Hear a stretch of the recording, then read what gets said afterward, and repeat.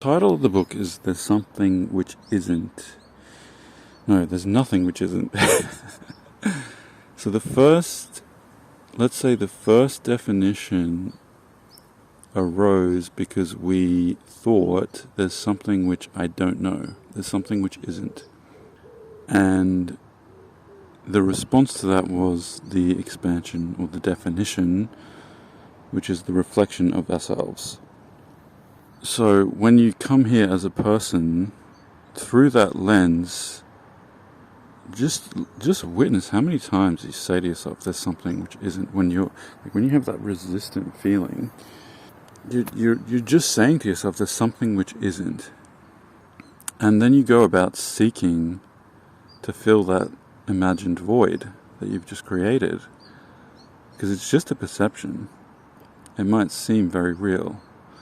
Like you might need, money is always a good example, isn't it? You might need more money, and that's you just saying there's something which isn't. And out of that, the one whole idea spawns more money. The desire that you are becomes more money. And then the resistance that you feel is your opposition to yourself that you just became.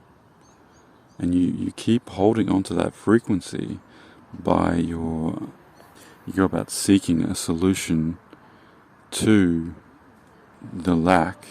Most of us, we resist the resistance because we think that the absence, the lack of money, is the cause of our suffering.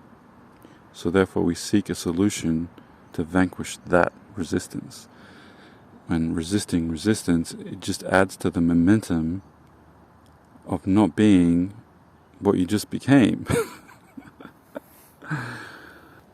So you have to train yourself to, whenever you feel resistance, understand that the thought you're focusing upon, there's something which isn't, is in resistance to there's nothing which isn't, which is the desire you just became.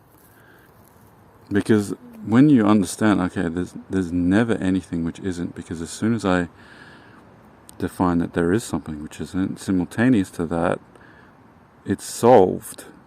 So there's never anything which isn't, and that's why it's resistant. That's why you feel that resistance. And that's what is hilarious, because when you really fully understand there's nothing which isn't, I am nothing which isn't, I am everything that I desire.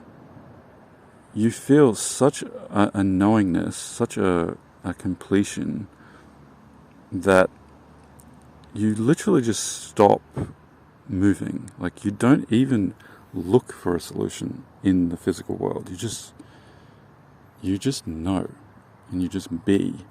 And that's what's so funny, because the manifestation has to happen as a reflection of that knowing.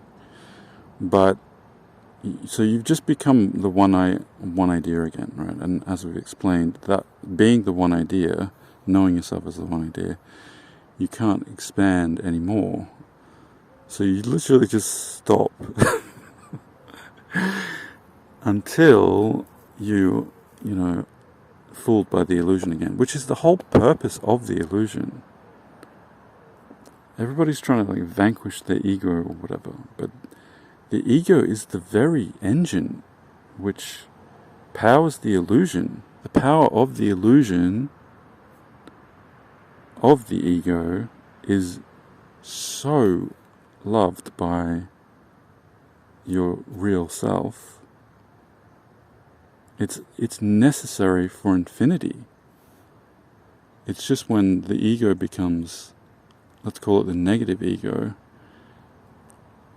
the resistance has such momentum that it feels like it's being asserted upon you. You're not seeing the choice that you're making in the moment. And so you resist the resistance even more, which just adds even more momentum. And you just become blind to the fact that you just keep choosing this frequency in resistance to who you really are.